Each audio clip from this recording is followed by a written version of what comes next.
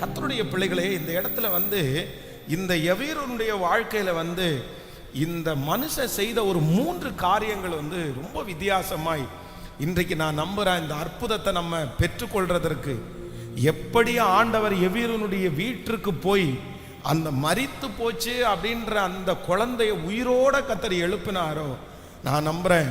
மரிச்சு போயிச்சுன்னு சுத்தி இருக்கிறவங்க சொன்ன, மரித்து போய்விட்டது என்று மனிதர்கள் சொன்ன அநேக காரியத்தை ஆண்டவர் ஜீவனோட கர்த்தர் எழுப்ப பண்ண போகிறார். ஆமென். முதலாவதாக இந்த 50வது வசனத்தை இன்னொரு விஷயம் கூட நம்ம வாசிக்க போறோம். வாசிக்கலாமா? ஆமென். இயேசு அதை கேட்டு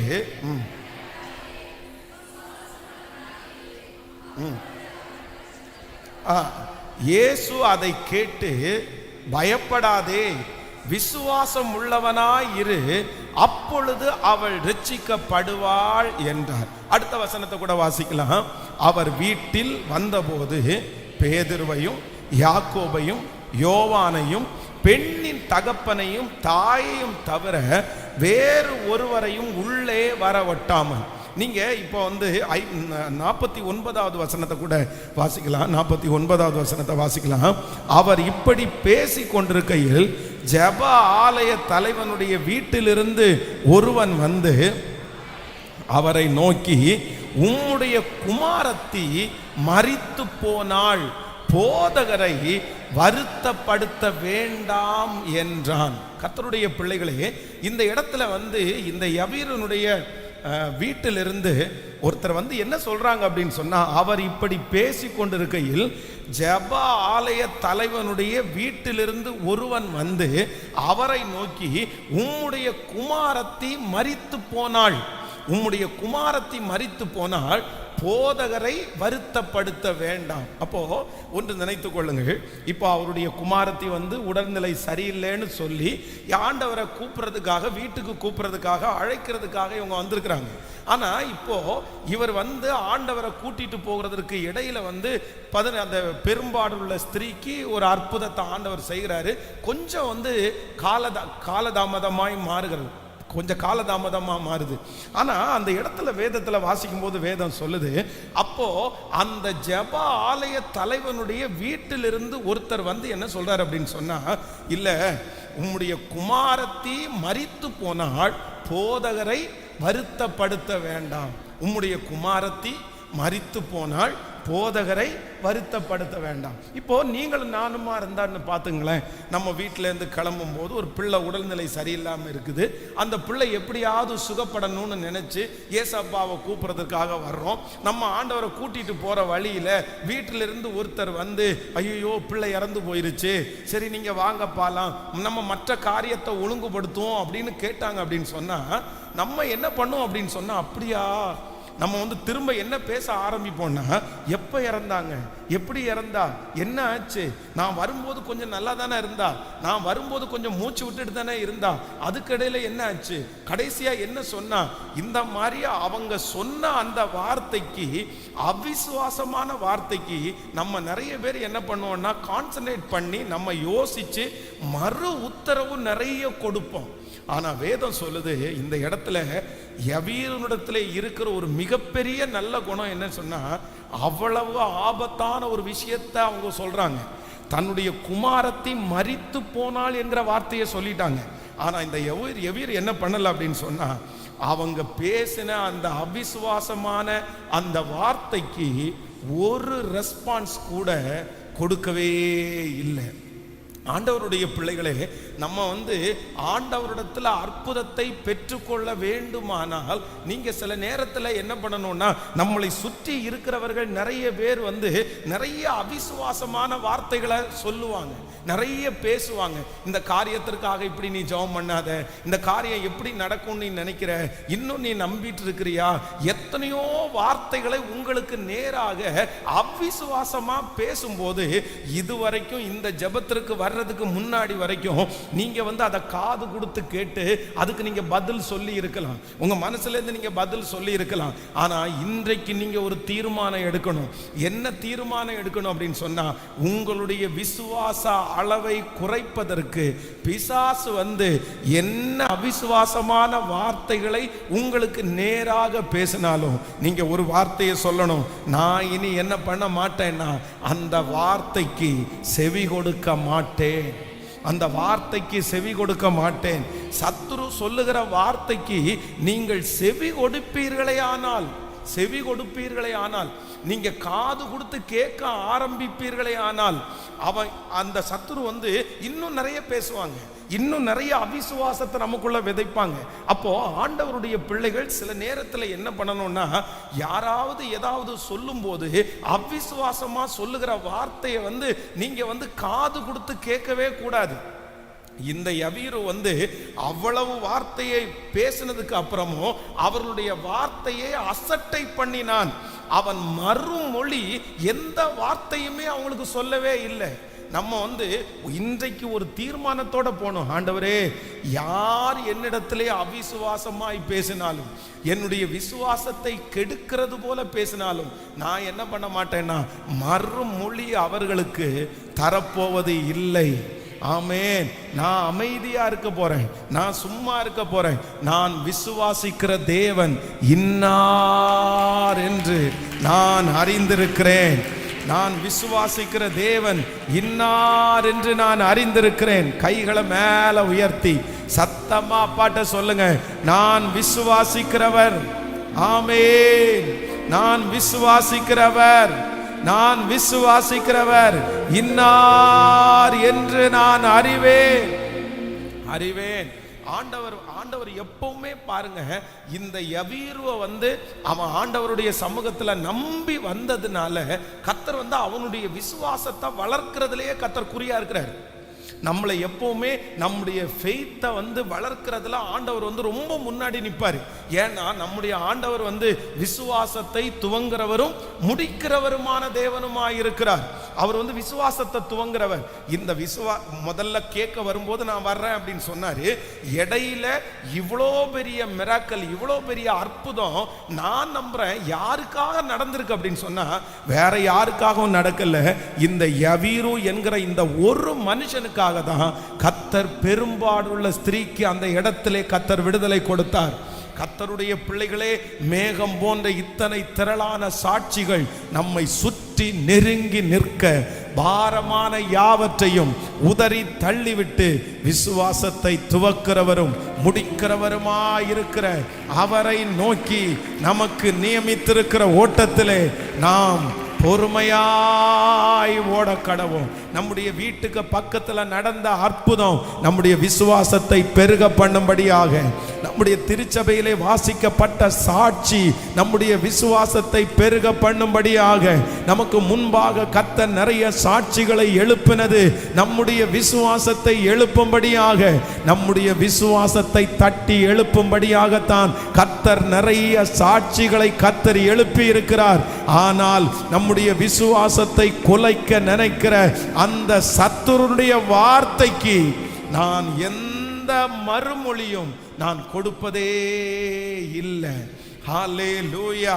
கைகளை அசைத்து ஒரு ஹல்லேலூயா சொல்லலாம். அப்போ ஃபர்ஸ்ட் எல்லாரும் எடுக்கக்கூடிய முதல் தீர்மானம் என்ன அப்படின்னு சொன்னா, ஆண்டவரே எனக்கு நேராக வருகிற அவிசுவாசமான வார்த்தை ஒன்றுக்கு கூட நான் இனி என்ன பண்ண மாட்டேன்னா எந்த ரெஸ்பான்ஸும் நான் பண்ண போறது இல்லை.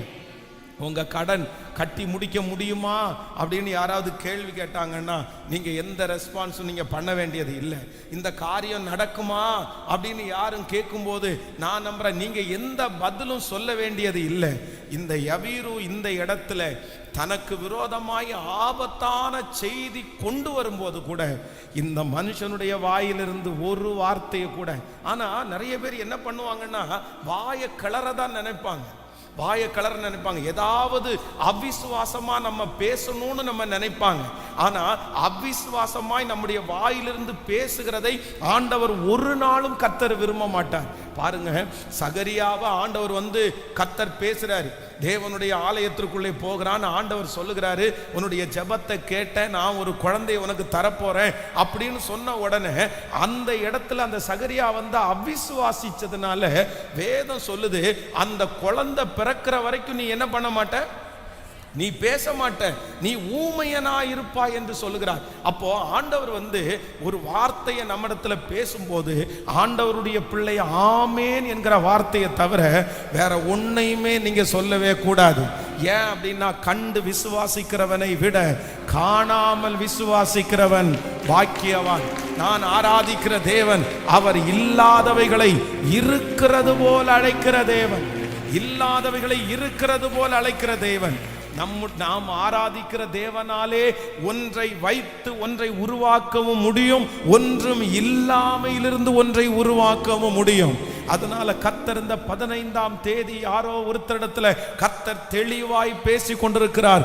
உங்க விசுவாசத்தை குலைக்கிறதற்கு சத்துரு நிறைய ஆட்களை எழுப்பி இது நடக்காது, இது எப்படி நடக்கும், என்னென்னமோ வார்த்தைகளை உங்களுக்கு நேராய் அனுப்புகிறான்.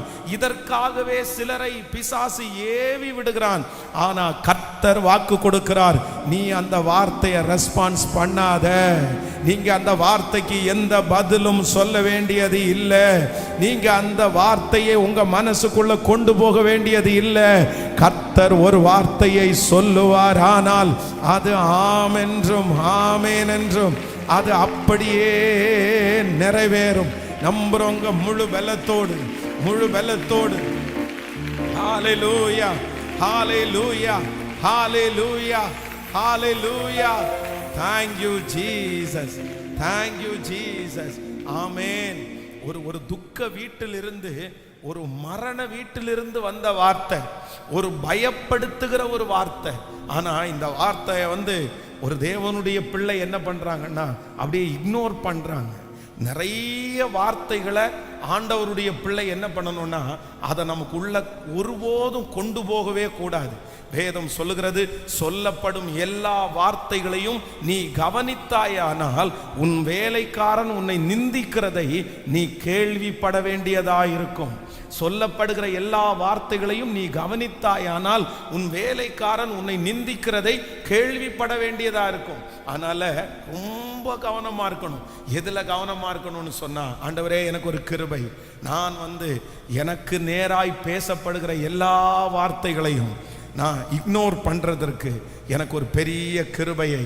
ஜெபம் பண்ணலாமா? கையை உயர்த்தி சத்துரு என்ன வார்த்தை கொடுத்தாலும் உங்க பிள்ளை ஒன்று சேர மாட்டா, உங்க மகன் ஒன்று சேர முடியாது, அந்த பிரச்சனை சரியாகாது, இது கண்டிப்பா இது டைவர்ஸ்ல தான் போய் முடியும், அவங்க 2 பேரும் ஒன்னாகிறதற்கு வாய்ப்பே இல்லை.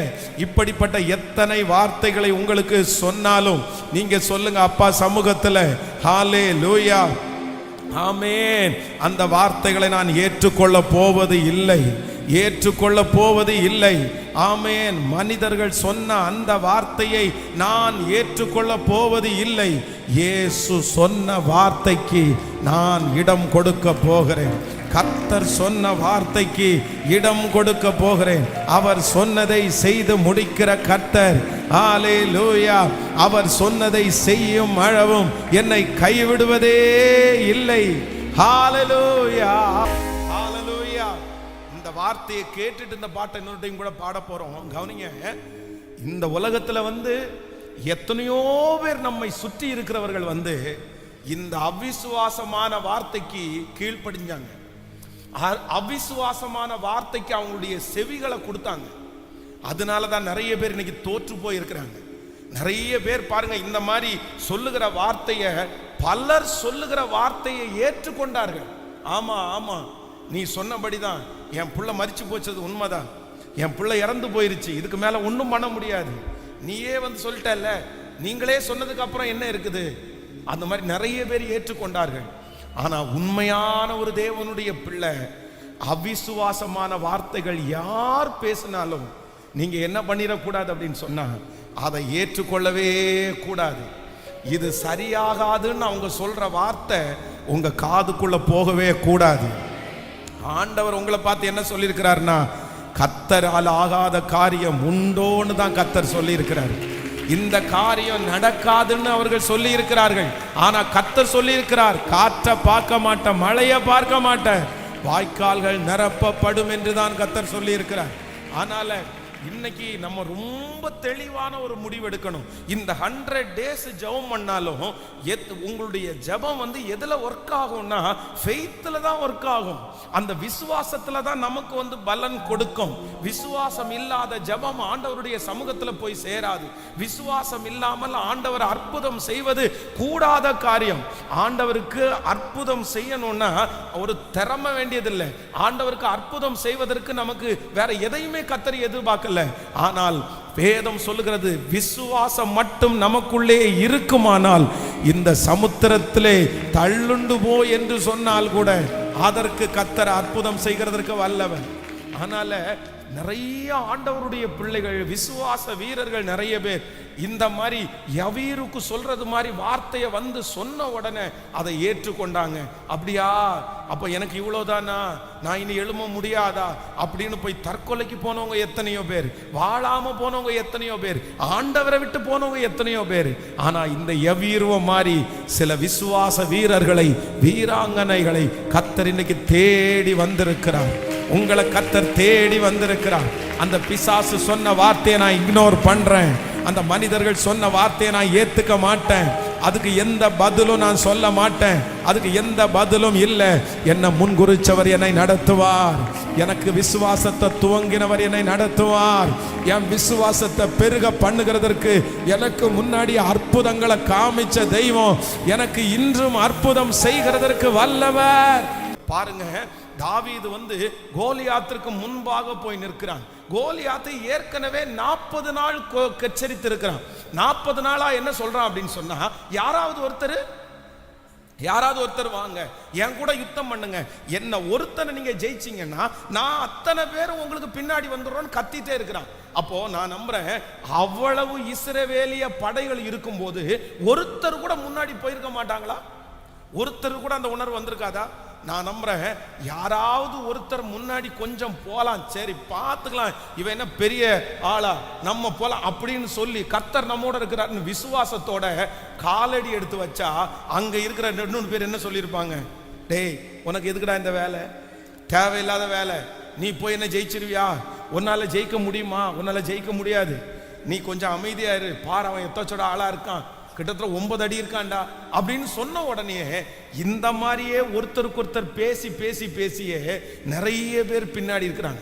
இப்ப தாவீது அந்த இடத்துல வராரு. தாவீது என்ன சொல்றாரு அப்படின்னு சொன்னா, இல்ல ஒரு விசை சிங்கம் ஒரு விசை கரடி, இவன் சிங்கத்தை போல இருப்பான், கரடியை போல இருப்பான், இன்னைக்கு நான் பாருங்க இவனை ஜெயிச்சிருவேன்னு சொன்ன உடனே அதே வார்த்தையை பேசுறாங்க.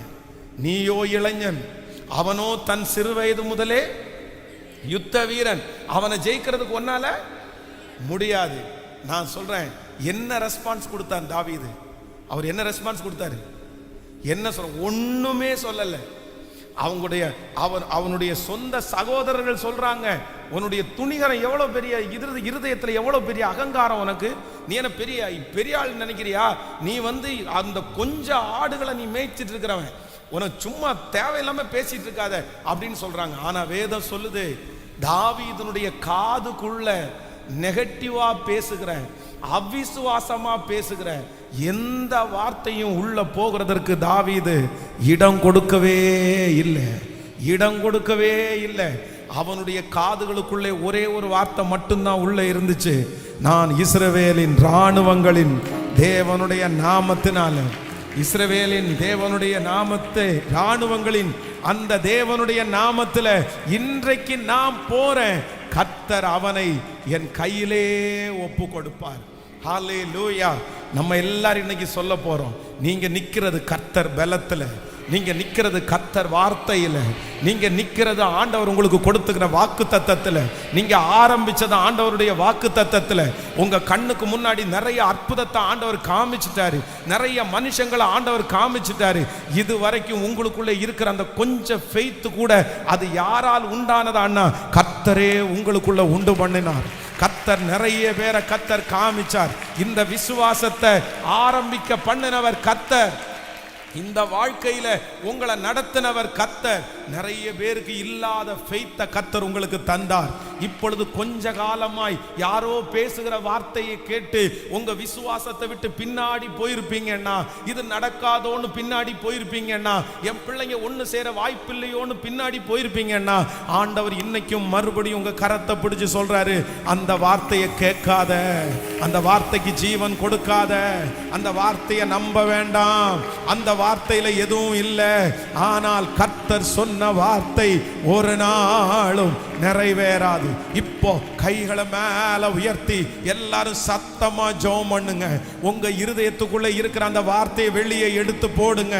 அந்த சொந்தக்காரன் சொன்ன வார்த்தை, கூட பிறந்த அண்ணன் தம்பி சொன்ன வார்த்தை, அந்த ஆலயத்தில் அந்த நபர் சொன்ன வார்த்தை, அந்த ஹாஸ்பிட்டல்ல அந்த நபர் சொன்ன வார்த்தை, அந்த கோர்ட்ல அந்த சொன்ன அந்த வார்த்தை, கர்த்தர் சொல்லுகிறார், நான் சொன்ன அந்த வார்த்தையை மட்டும் பிடித்து கொண்டிரு, பயப்படாதே, விசுவாசம் உள்ளவனாயிரு, பயப்படாதே, விசுவாசம் உள்ளவளாயிரு. இக்னோர் பண்ணுங்க, அது எனக்கு வேண்டாம், அந்த வார்த்தையை நான் இக்னோர் பண்றேன் சொல்லுங்க. அந்த வார்த்தையை நான் எடுத்து போடுறேன். அந்த வார்த்தை இனி நிறைவேற போவது இல்லை. ஹalleluya, ஹalleluya. நான் அதை ரிஜெக்ட் பண்றேன். அந்த வார்த்தைக்கு இனி நான் ரெஸ்பான்ஸ் கொடுக்க போறது இல்லை. ஹalleluya, ஹalleluya. விசுவாச வாழ்க்கையில இது ஒரு மிகப்பெரிய படிப்பனை. ஆமென். அவன் எதை எதிர்பார்க்கிறானோ, அவன் எதற்காக ஜெபித்தானோ, அவன் எதற்காக இவ்வளவு தூரம் ஓடி வந்தானோ, அந்த காரியத்தை குறித்து ஒரே ஒரு நபர் வந்து இந்த மாதிரி நெகட்டிவா உன் குமாரத்தி மரித்து போனாள்னு சொல்லும்போது வேதம் சொல்லுது, யவீரு அந்த வார்த்தைக்கு செவி கொடுக்கவே இல்லை. ஹalleluya.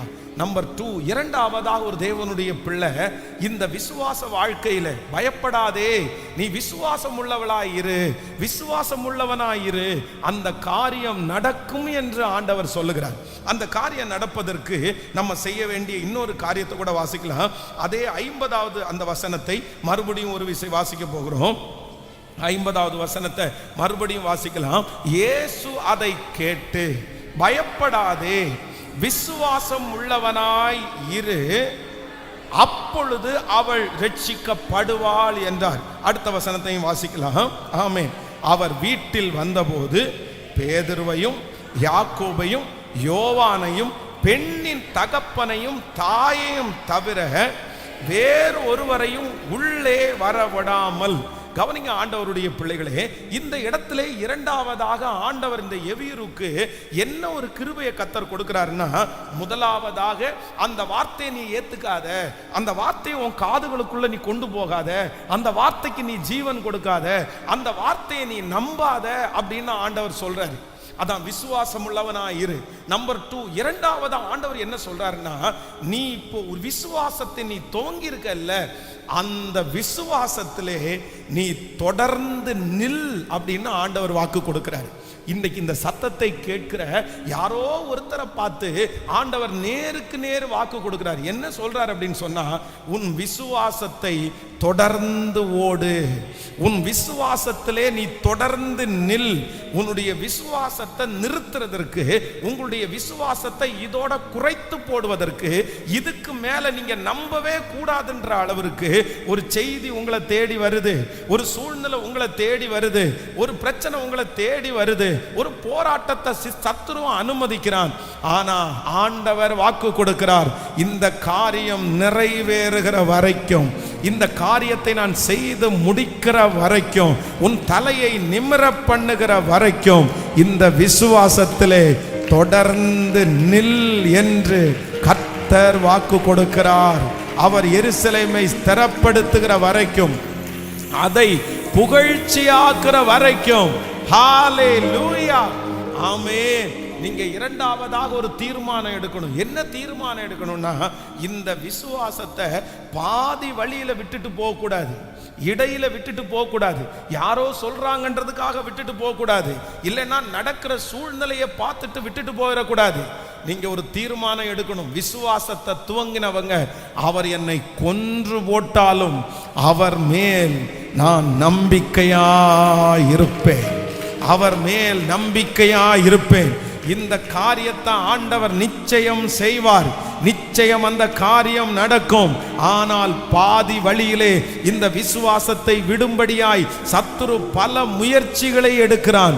ஆனால் கர்த்தர் இன்றைக்கு உங்களிடத்தில் வந்து கர்த்தர் வாக்கு கொடுக்கிறார். உங்களை தட்டி கொடுத்து கர்த்தர் சொல்றாரு, மகனே, நீ நம்பின விசுவாசத்தில் நீ உறுதியா நில், பாதியில விட்டுட்டு நீ போக கூடாது. இந்த விசுவாசத்திலே தொடர்ந்து நில், இந்த விசுவாசத்திலே நீ தொடர்ந்து ஓடு. நிச்சயம் உனக்கு சொன்னதை நான் செய்து முடிப்பேன் என்று கர்த்தர் வாக்கு கொடுக்கிறார். ஹல்லேலூயா. விசுவாசிக்கிறீங்களா?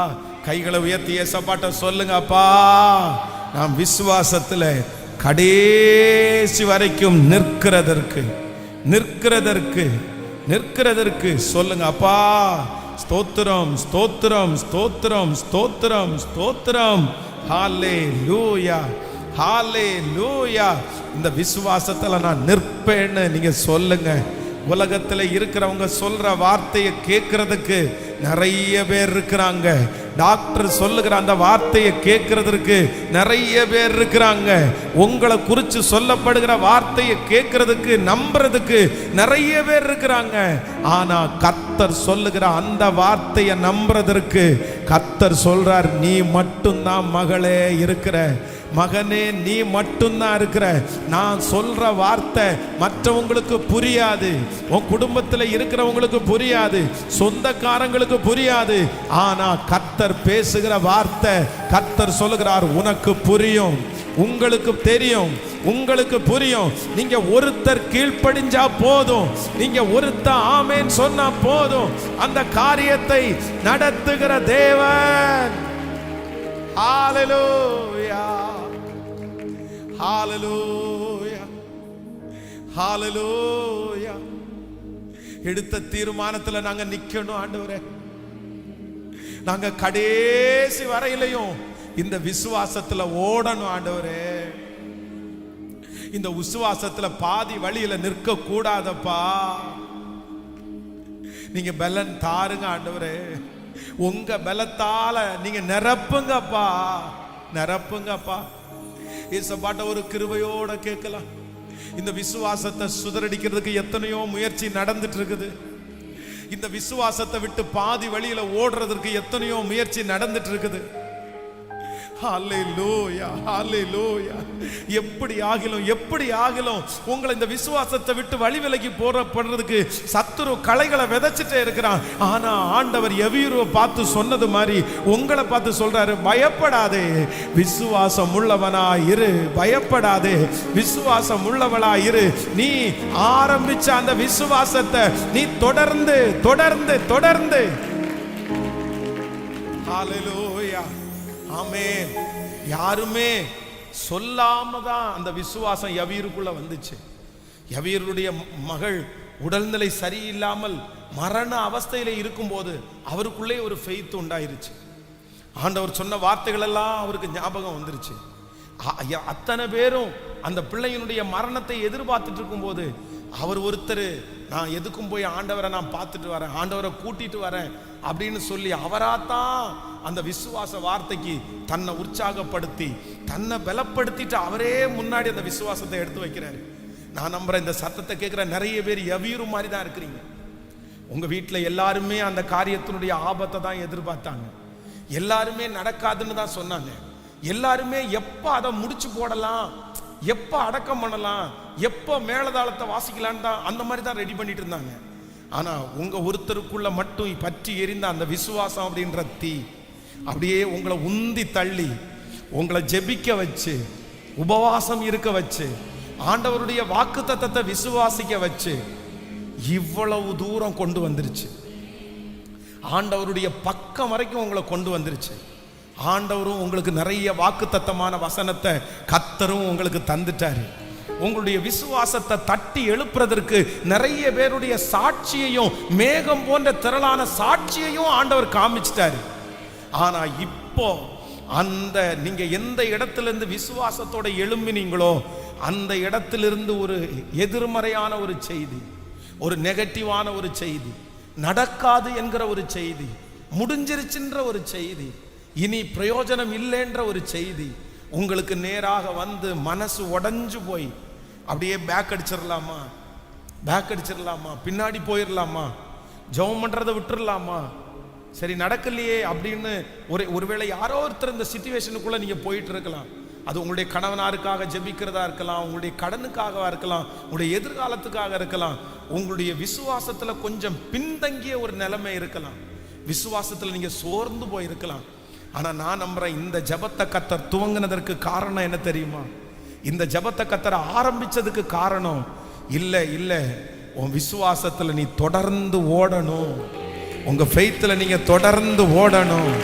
என்ன நடந்தாலும், என்ன செய்தியை கேட்டாலும், ஆமேன், எவ்வளவு பெரிய சூழ்நிலை வந்தாலும் உங்களை முன்குறித்தவர் அவர் கைவிட மாட்டார், உங்களை அழைத்தவர் அவர் கைவிட மாட்டார். அது நடக்கும். ஆரம்பத்திலே சொன்னது போல 22 வருடம் தாண்டி யோசேப்பை அடையாளம் கண்டுபிடிக்க முடியாத அளவிற்கு கர்த்தர் யோசேப்பை எகிப்திலே ஆசீர்வதிப்பாரே, ஆனால் உங்களுக்கும் அந்த காரியத்தை கர்த்தர் செய்வேன் என்று வாக்கு கொடுக்கிறார். ஹalleluya. விசுவாசத்திலே தொடர்ந்து நில்லுங்கள், விசுவாசத்திலே தொடர்ந்து நில்லுங்கள், விசுவாசத்திலே தொடர்ந்து நில்லுங்கள். நான் துவங்கின விசுவாசத்தை, நான் ஆரம்பித்த விசுவாசத்தை முடிவு பரியந்தம் நிற்பதற்கு ஆண்டவர் எனக்கு கிருபையாய் பலன் தருவார். ஹalleluya. அவ்வளோ வருடம் வியாதியாய் படுத்திருந்தாலும் அந்த மனுஷனுக்குள்ளே இருக்கிற அத்தனை பேர் கண்ணுக்கு முன்னாடி அத்தனை 1000 பேர் சுகப்பட்டு கடந்து போனாலும் அவனாலே அந்த தண்ணீருக்குள்ளே இறங்க முடியாதுன்னு 100% தெரியும், 100% தெரியும். இப்போ பாருங்களேன், பொதுவாக ஒரு இடத்துல ஃப்ரீயாக ஒரு ட்ரீட்மெண்ட் கொடுக்குறாங்கன்னு வச்சுக்கோங்களேன், ஃப்ரீயாக ஒரு ட்ரீட்மெண்ட் கொடுக்குறாங்க. அதுவும் அந்த ட்ரீட்மெண்ட் கொடுக்குற இடத்துல 100% கியூர் அப்படின்னா அந்த யார் என்ன பலவீனத்தோட வந்தாலும் காசே இல்லாமல் ஒரே ஒரு கண்ட்ரோல் மட்டும்தான் இருக்குது. அந்த குளத்துல ஃபர்ஸ்ட் கலக்கும் போது கீழே விழணும், அவ்வளோதான், அவங்களுக்கு விடுதலை அப்படின்னு ஒரு அனௌன்ஸ்மெண்ட் கொடுத்தாங்க. அப்படின்னு சொன்னா எந்த ஊர்ல இருந்தெல்லாம் வருவாங்கன்னு நினைக்கிறீங்க? இன்னைக்கு கோயம்புத்தூர்ல ஒரு ஹாஸ்பிட்டல் இருக்குது, கங்கா ஹாஸ்பிட்டல். இந்த கங்கா ஹாஸ்பிட்டல்ல கடந்த சில மாதங்களுக்கு முன்னாடி ஒருத்தரை பார்த்து ஜெபம் பண்றதுக்காக போகும்போது ஒரு ஏரியாவே யார் இருக்காங்க அப்படின்னு சொன்னா ஃபுல்லா வெளிநாட்டுக்காரங்க இருக்காங்க. வெளிநாட்டுக்காரங்க இங்க ட்ரீட்மெண்ட் பண்ற அளவுக்கு இது என்ன ரொம்ப பெரிய ஃபேமஸ் ஆனதான்னு கேட்டா அது ஒன்றும் இல்லை. அதே ஆப்ரேஷன் இங்க, இந்த ஆப்ரேஷன் இங்க 1 லட்சம் ரூபாய்னா அவங்க ஊருடைய பணத்துக்கு அது 10 லட்சம் ரூபாய். அப்போ இங்க அந்த ஆப்ரேஷன் இங்க அவங்களுக்கு ரொம்ப சீப்பா இருக்காம, அதனால நிறைய பேர் இங்க தங்கி ஆப்ரேஷன் பண்ணிட்டு போறாங்க. அப்போ பெதஸ்தா குளத்துல ஒரு நாளாவது நோயாளி இல்லாம இருப்பாங்களா? சொல்லுங்களேன். 1 டே ஆகுது, குறைஞ்சது ஒரு நாள் 100கணக்கான நோயாளி இருப்பாங்க. ஆனா இந்த 38 வருடமான வியாதியான இந்த மனுஷனுக்கு நல்லாவே தெரியும், நான் கண்டிப்பா இந்த குளத்தின் கரையில இருந்தா ஒரு நாள் கூட எனக்கு விடுதலை கிடைக்கிறதுக்கு வாய்ப்பு. ஏன் அப்படின்னா இவனை கொண்டு போய் விடுவதற்கு இவனாலையும் போய் குளத்துக்குள்ள விழ, அவன் போறதுக்குள்ள இன்னொருத்தர் விழுந்துடுறாங்க. அப்படின்னா இவராலையும் போக முடியாது, இந்த மனுஷனுக்கு இன்னும் உதவிக்கு ஆளும் இல்லை. ஆனா டெய்லி நோயாளிகள் வந்து வந்து வந்து விடுதலை ஆக்கிட்டு போறாங்க. பல ஊர்ல இருந்து பல நாட்டுல இருந்து வர்றாங்க. இப்போ நம்மளா இருந்தா கண்டிப்பா என்ன நினைப்போம் அப்படின்னு சொன்னா, கிளம்பிடலாம், நம்ம இந்த இடத்துல இருக்கிறது வேஸ்ட், நம்ம இந்த இடத்துல அற்புதத்தை பெற்றுக்கொள்றதுக்கு வாய்ப்பே இல்லை. இந்த கூட்ட நெரிசல்ல நம்ம என்ன பண்ண முடியும்? இத்தனை 1000 பேர் காத்து கிடக்குறாங்க, இதுல நமக்கு எப்படி ஒரு ஆப்பர்ச்சுனிட்டி வரும்? கண்டிப்பா வராது. நம்ம சோர்ந்து போயிருப்போம். ஆனா நான் நம்புறேன், அந்த 38 வருடமான வியாதியா இருந்த அந்த மனுஷன் எதுல நின்னா அப்படின்னு சொன்னா, அவனுக்குள்ள ஒரு விசுவாசம் வந்துச்சு. பெதஸ்தா குளத்துல ஒரு தூதன் கலக்குறாரு, அங்க போனா அற்புதம் நடக்கும்னு ஒரு விசுவாசம் வந்துச்சு. அந்த விசுவாசம் அவனை பெதஸ்தா குளம் வரைக்கும் கொண்டு வந்துச்சு. அந்த பெதஸ்தா குளத்துல கண்ணுக்கு முன்னாடி அவனை போல வியாதியுள்ள பலர் விடுதலையாக்கப்பட்டு போறத கண்ணு முன்னாடி பார்த்துட்டாரு. இப்போ ஒரு முடிவு எடுத்துட்டாரு, இந்த இடத்திலிருந்து நான் போகணும்னா விடுதலை பெறாம நான் போகவே மாட்டேன். அது எத்தனை வருஷமானாலும், அது எத்தனை நாளானாலும், அது எவ்வளவு சூழ்நிலை ஆனாலும் எனக்கு பிரச்சனையே இல்லை. எத்தனையோ பேர் வந்து வந்து வந்து சொல்லலாம், நீ இதுக்கு இங்க இருக்கிற நேரத்துல, நீங்க இங்க காத்து கிடக்கிற நேரத்துல நீ போய் அந்த ரோட்ல கொஞ்ச நேரம் பிச்சை எடுத்தேன்னா கூட உனக்கு சம்பளம் கிடைக்கும்பா, பணம் கிடைக்கும்பா, நீ வாழலாம்ப்பா. எதுக்குப்பா இந்த இடத்துல உட்கார்ந்து நேரத்தை போய்கிட்டு இருக்கிற, எதுக்கு இந்த இடத்துல போய் சமயத்தை போய்கிட்டு இருக்கிற, எத்தனையோ பேர் சொல்லலாம். ஆனா அந்த மனுஷன் ஒரு முடிவெடுத்தான். என்ன பண்ணுவேன்னா, நான் எடுத்த விசுவாசத்துல நான் கடைசி வரைக்கும் அதைத்தான் இந்த யவீருவை பார்த்து ஆண்டவரும் என்ன சொல்றார் அப்படின்னு சொன்னா, பயப்படாதே, பயப்படாதே, நீ ஒரு முடிவோட தானே வந்த, நீ உங்க ஒரு எண்ணத்தோட தானே மகனை வந்த, உன் பிள்ளைய நான் பிழைக்க வைப்பேன்ற அந்த எண்ணத்தோட தானே என்ன பார்க்க வந்த, நீ ஆரம்பிச்ச இல்ல, துவங்கின இல்ல, அந்த விசுவாசத்தை நீ இடையில நிப்பாட்டாத, நீ கண்டினியூ பண்ணு. என்ன வந்தாலும் கண்டினியூ படு, என்ன வார்த்தை வந்தாலும் கண்டினியூ பண்ணு. உன் பிள்ளை செத்தே போயிருச்சுன்னு சொன்னாலும் அந்த விசுவாசத்தினுடைய அளவை விட்டு நீ மாறாத, நீ விசுவாசம் உள்ளவனா இரு. நான் நம்புறேன், அந்த மகனுக்கு கர்த்தர் அற்புதம் செய்ய முடியுமானால், அந்த மரித்து போன பிள்ளையை கர்த்தர் மறுபடியும் உயிரோடு எழுப்ப முடியுமானால், இந்த சத்தத்தை கேட்டுக்கொண்டிருக்கிற ஒவ்வொருவருக்கும் கர்த்தர் வாக்கு கொடுக்கிறாரு. இல்ல இல்ல, அந்த பிசினஸை திரும்ப நான் எடுப்பேன். விழுந்து போன தாவீதின் கூடாரத்தை திரும்ப எடுப்பித்த கர்த்தர் அந்த குடும்பத்தை திரும்ப எடுப்பாரு, அந்த வேலையை திரும்பி எடுப்பாரு, அந்த சரீரத்தை திருப்பி எடுப்பாரு. கர்த்தர் வாக்கு கொடுக்கிறாரு. Yes, praise. கரங்களை தட்டி அந்த வல்லமை இப்ப வெளிப்படட்டும், அந்த மகிமை இப்ப வெளிப்படட்டும். இயேசுவின் நாமத்தினால, இயேசுவின் நாமத்தினால சத்துருடைய வல்லமைகள் பிரசங்கம் பண்ணி கொண்டு இருக்கும் போதே சத்துருடைய வல்லமைகள் அதமாவதாக, வெற்றி உண்டாவதாக இயேசுவின் நாமத்தினால. அப்பா அப்பா, இப்ப உம்முடைய மகிமை, இப்ப உம்முடைய வார்த்தை கடந்து போகட்டும். ஹalleluya. நான் விசுவாசிக்கும் தேவன் இன்னார் என்று அறிவே, நான் விசுவாசிக்கும் தேவன் இன்னார் என்று அறிவே. ஓ ஹalleluya. கலங்க மாட்டேன், பயப்பட மாட்டேன், இயேசு என்னை நடத்திடுவார். கலங்க மாட்டேன், பயப்பட மாட்டேன், இயேசு என்னை நடத்தி. கைகளை மேல தட்டி, நான் விசுவாசிக்கும் தேவன் இன்னார் என்று நம்பிக்கையோட பாடுங்க, நம்பிக்கையோட பாடுங்க. அப்பா எனக்காக யாவையும் செய்து முடிக்கும் தேவன் அவரே, எனக்காக யாவையும் செய்து முடிக்கும் தேவன் அவரே, செய்து முடிக்கும் தேவன் அவரே, செய்து முடிக்கும் தேவன் அவரே. நான் விசுவாசிக்கும் தேவன் இன்னார் என்று. அப்பா பார்த்து சொல்லுங்க, இன்னார் என்று அறிவே. கண்ணீரின் பாதையை நீரூற்றாய் மாற்றி தருவார். நீரூற்றாய் நீரூற்றாய் மாற்றி தருவார், நீரூற்றாய் மாற்றி தருவார். நான் விசுவாசிக்கும் தேவன் இன்னார் என்று அறிவே. சொல்லு, நான் விசுவாசிக்கும் இன்னார் என்று அறிவே.